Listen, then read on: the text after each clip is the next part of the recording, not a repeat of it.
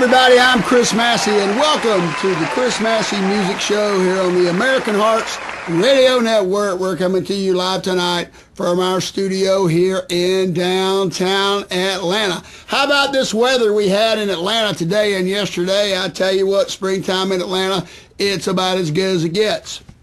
Now tonight I want to start the show by talking about what's been going on in politics lately, and of course I'm talking about the Hillary Clinton email scandal. Now, you would think that the Republicans would have learned something from the 2008 election and the 2012 election and when Bill Clinton was president, but obviously they have not.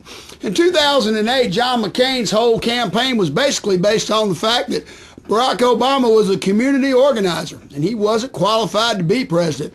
In 2012, Mitt Romney continually pointed out the shortcomings of Barack Obama and what he had and hadn't done. Well, that didn't work for either one of those guys. They both got their ass kicked. And here's the thing. If you think you're going to go after Hillary Clinton and try to make her look bad in front of America and that's going to get you the presidency, you're incorrect. You clowns have got to bring something to the table, something new. Problem is, you don't have anything new. It's always the same bullshit with you guys. We're going to cut taxes on the rich. We're going to spend more money on the military. We're going to do away with abortion, and we're just going to make things tough on those illegals, and they're going to pack up their donkeys and go home. Well, guess what? That is not going to happen. You have got to come up with something new. And I don't think you guys have got anything. I really don't. I mean, take this scenario right here. Let's say we take 5 rich people, 10 middle class people, and 20 poor people and put them in a room. And you say you're going to solve their problem. You come back in there after an hour and you say, here's what we've decided. We're going to make the rich people richer, and that's going to make everything better for everybody. Nobody's buying that bullshit anymore. And you would think after when Bill Clinton was president that you would realize that the Clintons are made of Teflon. That's right. You can throw allegations at them all day and it won't stick. I mean, look, Bill Clinton got a blowjob in the Oval Office, came on TV and lied about it, then came on TV and said that he did lie about it. Then he committed perjury, and the man left office with a 65% approval rating, 2 points higher than Ronald Reagan. So if you think this email scandal is going to bring Hillary down, you guys are wasting your time. I tell you what, you better roll up your sleeves and get to work, because even though Barack Obama is not running in this election, his policies are. And he's going to do everything he can to make sure that Hillary gets elected. So you're going to have to beat the Obama machine and the Hillary machine. And that's going to be tough, because for 6 months, you guys are going to be banging yourselves over the head trying to figure out who the candidate is, while Hillary is going to be setting up offices in swing states everywhere, getting voters together and getting ready for it to go. Now, make no mistake about it. For 6 months, Newt Gingrich told all of America that Mitt Romney would make a shitty president. And if you don't think that had some bearing on the election, well, you're sadly mistaken. Now, one of the big problems that we have down here in the South with the Republicans is the Republicans tend to live in all-white communities. Their children go to all-white schools. They all have pretty good jobs. They drive nice vehicles. They go on vacations. And everybody they know has either been to college or has some college. Well, and then they fool themselves into thinking that this is the way the rest of America is. Well, America is not like that. I got news for you. Places like Johns Creek, that's white bread fantasy land. Let me tell you, in America there are black people, Asian people, Indian people, gay people, interracial couples, Hindus, Muslims, atheists, Jews, and they don't see the world the way you guys see it. And unfortunately for you, the Republican Party, they see it the exact same way. That's why in 2012, when you woke up in the morning after the election and Mitt Romney lost, you were all looking at each other going, how the hell did that happen? How in the hell did Mitt Romney lose? Hell, everybody I know says they weren't going to vote for Barack Obama. Got news for you, people. It's a big world out there, and the South just doesn't see it the way the rest of the country does. And I think that's going to come back to bite them in 2016. Mark my words. All right, I got a great show for you tonight. I got Big Al over here engineering things. We got Dan Glazer from Comics on Parole. He's going to be here later tonight. And I'm coming back with a commentary about one preacher in Atlanta that you don't want to miss. Stick around. We'll be right back. Are you looking for a great night out? Are you in the Atlanta, Georgia area? Are you looking to check out some live, awesome music during the week? They have keynote, poker tournaments, horseshoes, and special events. It's all at the Moon Shadow Tavern. That's at 3976 Lawrenceville Highway in Tucker, Georgia. That's the Moon Shadow Tavern. Give them a call, 770-674-2133. Check out their selection of great food, friendly service. Visit their website at msttucker.com. That's www.msttucker.com. Moon Shadow Tavern is a proud sponsor of the Chris Massey Web TV Music Show on www.americanheartsradio.com. Make sure you told them that American Hearts Radio sent you. Visit their website, check out their great selection of food, appetizers, wings, burgers, sandwiches and wraps, steaks and chicken, salads and sides. Also their drink specials. Live music during the week. Check them out. Give them a call, 770-674-2133.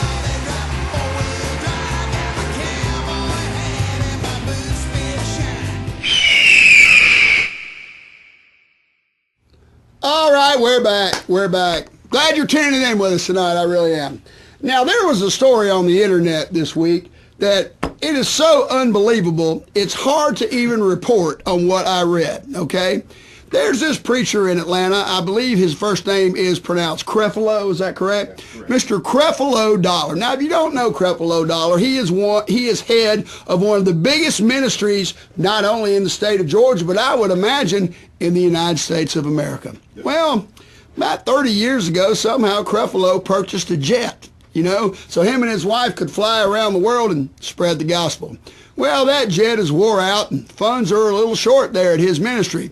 So he has petitioned 200,000 believers, believers or idiots, however you want to say it, to donate $300 each so he can buy a brand new $60 million jet. Can you believe the balls on this guy? I mean, come on. Creflo, they're holy. Creflo, I gotta tell you, I don't think Jesus is gonna mind at all if you and your wife just fly first class on a commercial airliner everywhere you want to go. What in the hell do you need with your own jet? I mean, and people are going to donate money to this guy. There are people in that church right now that are struggling to make their house payments, to get their kids in college, and they're giving this guy 10% of what they got, and he wants to buy a $60 million jet. Mr. Dollar, you don't need a $60 million jet. See, this is what is wrong with religion today. Jesus wore sandals, went out in the desert, got on a rock, and preached for free. That's right. He also healed people for free, okay? You know what that makes him? Not a Republican. That's what it makes him, Another thing the Republicans won't admit to is this, the last time this country was in as bad a shape as it was in 2008 was in 1932 when Herbert Hoover was president after the stock market crashed in 1929. Now, I'll give you two guesses what party Herbert Hoover came from. That's right, he was a Republican. Okay, now, in 1944, Franklin Delano Roosevelt signed one of the most important pieces of economic legislation this country had ever seen. It was the GI Bill. Now, let me tell you what happened with the GI Bill. Franklin Delano Roosevelt, the first thing he did was he raised taxes on the richest Americans to 90%. 90%.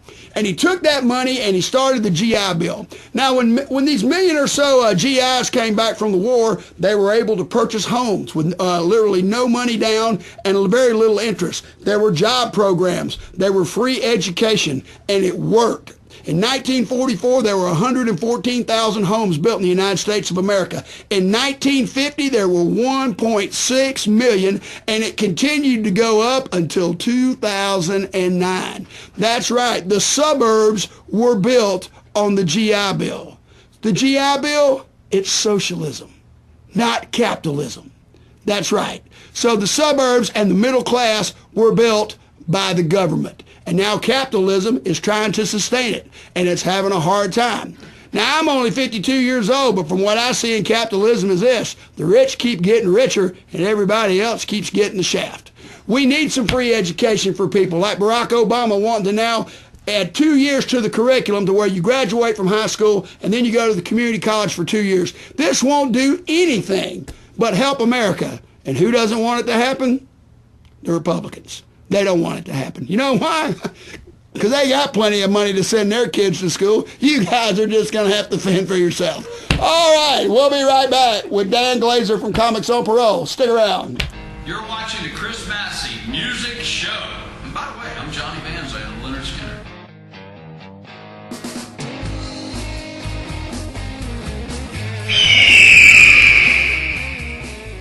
All right, we're back. My guest tonight has been doing stand-up comedy for about 4 years. He also runs the open mic at Jerry Farber's and has a very fine show here on the American Hearts Radio Network, Comics on Parole. Would you please welcome to the Chris Massey Show, Mr. Dan Glazer. Big Dan, come on in, my friend. Where's the clap track? It's happening right now. Clap track. Yeah, it's happening. You just can't hear it. So thank you for having me. Thank you. Well, you know, I appreciate you filling in last minute. You were like my sixth choice, but you showed up, and that's all that matters. Would you like me to sing? Well, you can if you like. No, I don't want to. So Dan, so tell me about you got kind of a late start in comedy. You know, when you were in your early 50s, you decided to start doing it. So tell me about how that kind of came about. Well, actually, as a young child, I remember sitting in my father's lap, and I heard the word comedian, and I said, "Daddy, this is true. Daddy, what's that mean?" He goes, "Someone makes someone's laugh." I said, "Well, that's what I want to be when I grow up." So from 6 until about 17, that's all I was ever going to be. That's all I ever told anyone I was going to be. And then I don't know what happened. I just forgot about it. Never thought about it again after 17. And I was 53, and I worked for my best friend for a number of years, and he had a stroke and was put in the hospital. It was him and his wife for 5 weeks, and something about being in a hospital just drains you. I don't know if it's the equipment, it just sucks your energy dry. Right. And I was like becoming like an old man overnight, and I said, I better start writing down some jokes, even if they're bad. And I had all these bad jokes. I got back to Atlanta. This was in Vegas. And my son just inadvertently said he started talking about a comedy class, Jeff Justice's comedy class. And I didn't tell anyone I signed up. I just signed up for it. No one knew I was going to it. And then after 5 weeks, or however long you go, then you get a graduation at the Punchline. So I went, and you do real well at your graduation from this comedy class. Right. You think you're God's gift to comedy when you grad, because everyone wants you to do well whether you're funny or not. But most people are funny because Jeff makes sure you're telling funny jokes. Right. But I said to myself, I got to do this next week again, or I won't continue doing it. And I went the next week, and I bombed. I bombed so badly I was put on a terrorist watch list. I bombed so badly, U.S. Air Force left a message on my machine, "Hey, we'd like to recruit you. You're good at bombing." It was bad. It was devastating. Right. But I just kept doing it because for me, it's a great hobby. Sure. Yeah.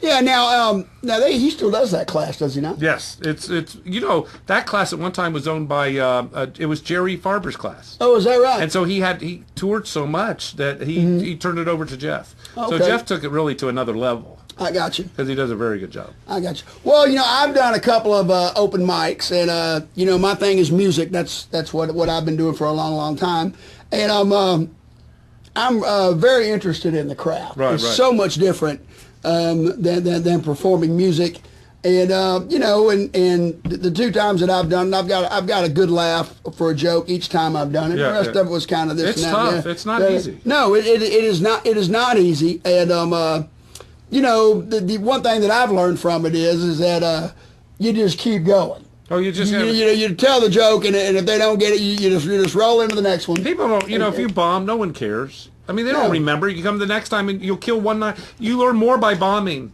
than by doing well. When you do well, you think you're the God's gift to comedy. But you bomb, you really learn more by bombing. Well, Daryl Rhodes told me something very funny. He said, "Look," he said, "if you're ever up there and they're booing, that's good. That means they're paying attention." That's right. They listen.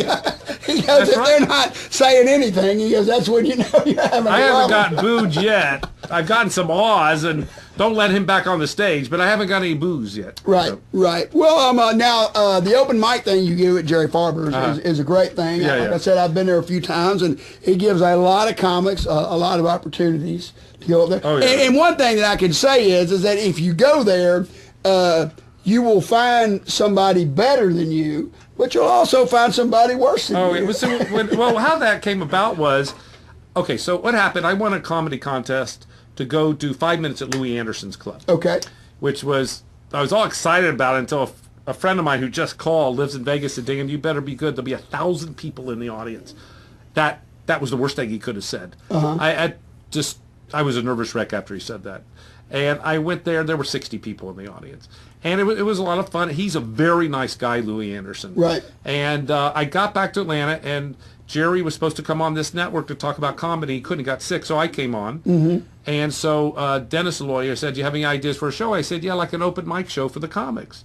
So we started Comics on Parole. And from that, Jerry Farber said, Dan, let's take your Comics on Parole and make it a Comics on Parole open mouth open mic. Okay. Mm-hmm. And so we're expanding that now. Mm-hmm. So, yeah, you're going to go to 2 nights. Yeah, right? it's the first night on Wednesday is open mouth, open mic. Jerry Farber's Comics on Parole, open mic, open mouth on Wednesday. On Thursday is Jerry Farber's Comics on Parole, open mic, open mouth wider. So we're just getting so many comics showing up. Yeah. I mean, it's like 25. We got to get on 2 hours. It's just too tough. Yeah, yeah. And then the punchline is going to be closing. I heard so that. we're really going to get busy. Yeah, yeah, and it's on a weeknight too, so you don't want to keep people in there too long because the guys go on last. I mean, there's not much of a crowd. Yeah. Now, for me, I have to tell you that I would rather, whether it be comedy and especially music, I would rather perform for a big crowd. It's easier for a big crowd. I mean, I was told when I first started in the music business, they said performing is just like swimming. The deeper the water, the easier it is to swim, and the more people are out there. Because I've played in clubs. You know, I've played for the bartender and the sound man and a couple of drunks before, and that's tough. Oh, although I'm so used to the smaller crowd, it was easy. You know, and my niece came to Louis Anderson's club, too, and met a comic there who's very close friends with Louis Anderson. They've dated for 2 years. Wow. Named Howie. In fact, can we show the clip to the commercial to the open now? Yeah, we got that, Al? Yeah, we do. Hold on just a second here. We'll be right with you on that. Okay. Wow, he caught me off guard. That's okay. He is good at what he does.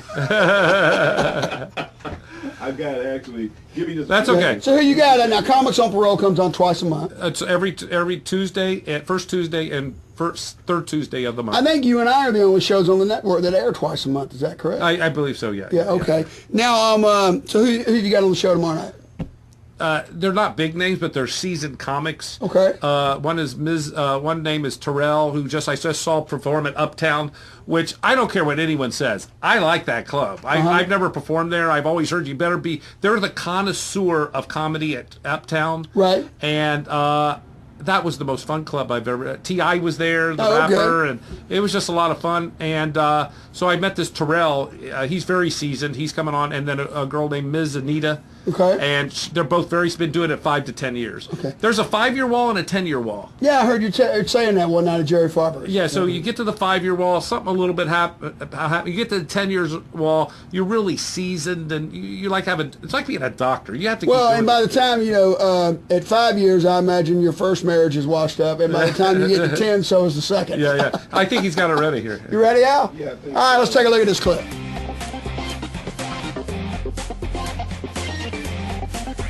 Are you ready to get glazed?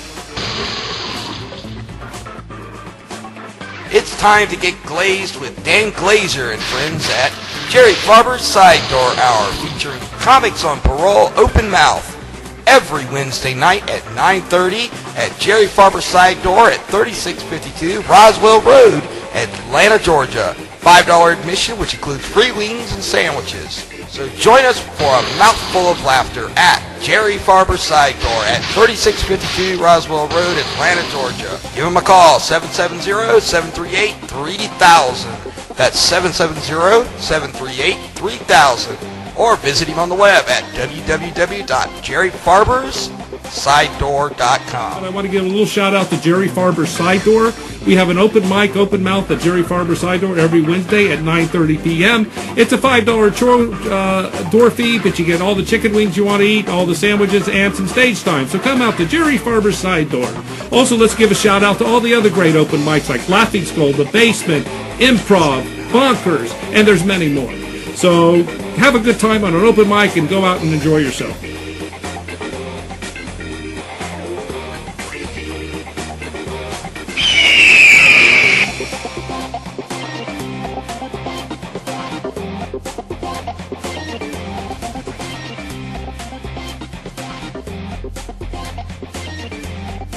All right. Okay. Oh, you can show the picture of Louis Anderson, too. Oh, you want to see that? Yeah, let's see that picture of Dan's moment there. Yeah, it's all blurry. Yeah, real tiny.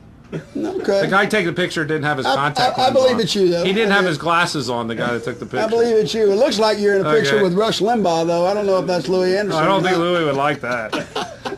That's good. That's good. Now talk about some of the guests you've had on Comics on Parole. I know I've had a couple of guests on. Dulce Sloan has been on my show. She has a show. And right. and oh no, she doesn't. She doesn't have a show, does she? And Mia Jackson. And Mia Jackson is doing some big things now, is she not? Yeah. The Dulce is really good. She's very good. I saw her Mia- at the Laughing Skull. Yeah. Mia has been. Let me tell you what happened to Mia. Okay, I went to see Amy Schumer. You know Amy Schumer? She's Yes. a very big comic. Chuck Schumer's her uncle. Mm-hmm. And at the Civic Center, at the Cobb Energy Center, which Right. 2,000-3,000 people sit Sure. in. Maybe more, I don't know. And it was like a sold-out crowd. And all of a sudden, the person opening up for Amy is Mia Jackson. And it actually kind of brought a tear to my eye, because she's a very nice girl. She is. She did a great job, and after she was done, she went in the green room, and I texted her while she was in the green room, do you want to come to Comics on Parole? And she came on that next day. Yeah. And she's just a nice girl, very talented, been doing this for years, very seasoned. Yes. Yes. And Dulce, you've had her on the show? I've had Dulce on the show. I've asked her to be in Comics on Parole, and she won't be on my show. I don't know what I said or did. I don't know.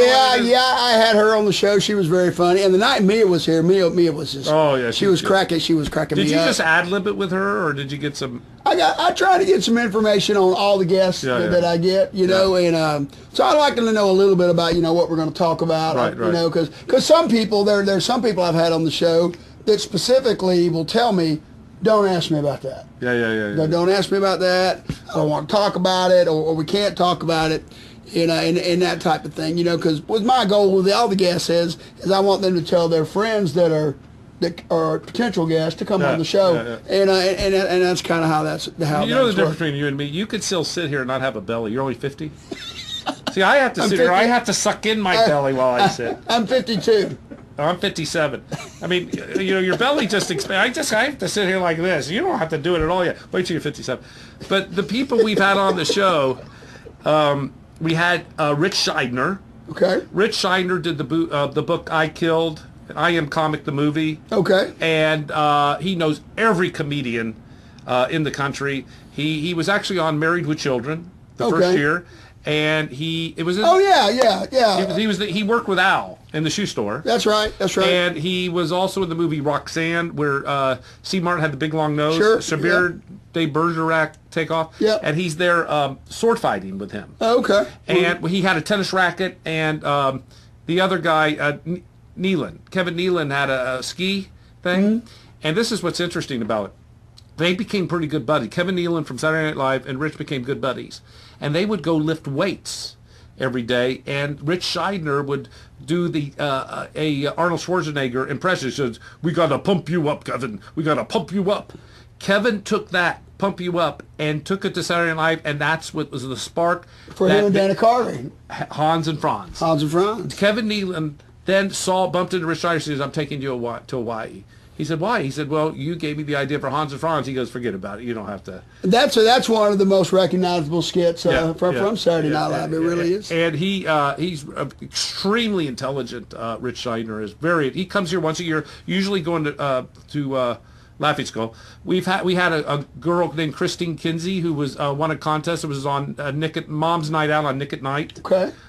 We had J.A. Anderson, who was on Conan O'Brien, as President Obama. Okay. And so we sat, and we had Colonel Bruce Hampton. Colonel Bruce, of And course. if I can find his phone number, I'll give you his email address. Yes. Yeah, Colonel Hampton is he's the guru of music. Yes. Everyone in Nashville knows him. Well, I'm having next month on April 26th, I'm having Glenn Phillips, who was the lead guitar player for the Hampton Grease Band back in the early 70s. Oh, really? Yes, well, he's going to be on the show. Well, if he'll come on, Bruce will come on. Yeah, he's going to be on the show next month, and I'm looking forward to that. Well, you know, he was in the movie Sling Blade, Bruce. Absolutely. And Bruce, he is a truly humble guy.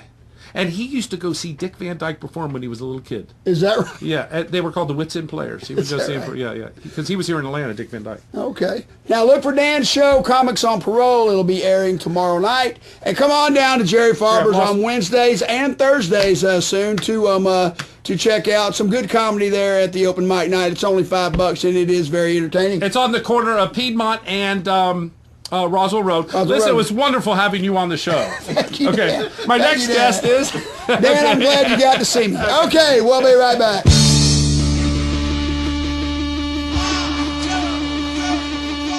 It's Leon Smoker with Rachel Jordon.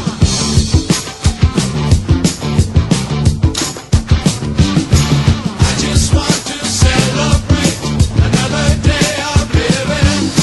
I just want to celebrate another day of life. I can't believe the networks make me go to this Kiss concert with you. Well, you know, man, sometimes I get lost. You know, I have a hard time getting found. Where'd you even find this car? You know that dude that does the Batman show at 11 a.m. on Saturdays? Oh yeah, so we let you borrow it? Well, sort of. What do you mean, sorta? Well, I mean, my car broke down and I kind of sort of took his. Well, did you ask him for permission? No. So you stole it? Well, man, look, it's not really stealing, man. We're going to give it back to him after we get back from the concert. It's unbelievable. Now, look, man, when we get to the concert, I've got some weed in the glove box there, man, and I want you to put it in your purse and take it into the concert for me. Have you lost your mind? Oh, shit. What? Oh, man, it's the cops, man. Quick, get that weed out, man, and shove it down your pants. I'm not shoving weed down my pants. Oh, shit, here he comes. Play cool, play cool. Hello, sir. Hello, officer. Listen, man, if you pull us over because you think we've got marijuana in this car, we don't have any in here. You were speeding. Yeah? Are you Leon Smoker? Yeah? Yeah, man, I'm Leon Smoker. Yeah, that's right, man. And this is Rachel Jordan. I've seen both your shows. Hi, officer. Man, you need to do a Yeah? Black Sabbath So review. you'd like to see us do a review of a Black Sabbath record, huh? You can go slow it down. Okay. All right, man. Well, listen, man, I really appreciate it. Whew. Man, that was close. You're an idiot. Officers require assistance.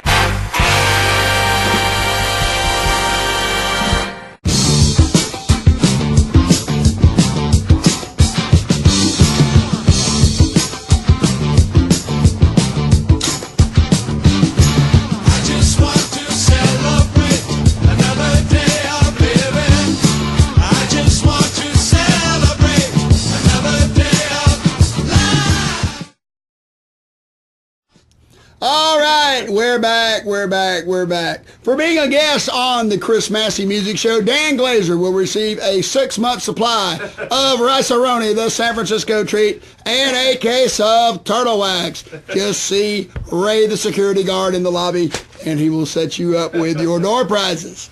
All right, I'm going to be back here next Tuesday night, March the 24th, when my guest will be Brian Stevens from Bonzo Tune Studio in Sugar Hill. Brian is my record producer, and we've been working on a new album for a while. He did my last album, Cowboy Heart. He does a lot of neat stuff up in Nashville and works with all kinds of famous people. So it's going to be very interesting to have Brian here on the show. And a reminder that on May the 2nd at the Moonshadow Saloon, I will be having my new CD release party for my new album, Tuckerville. The Downtown Executives, Who's Rolling, the Chris Massey Band, and the Kurt Town Band from Jacksonville, Florida, will be performing at the Moonshadow. It's going to be a big night. Tickets are $10. Make plans to be there. Al, again, good job, my friend. And like I always say, always love your woman. Take life as it comes when you get the chance. Have too much fun. We'll see you next time.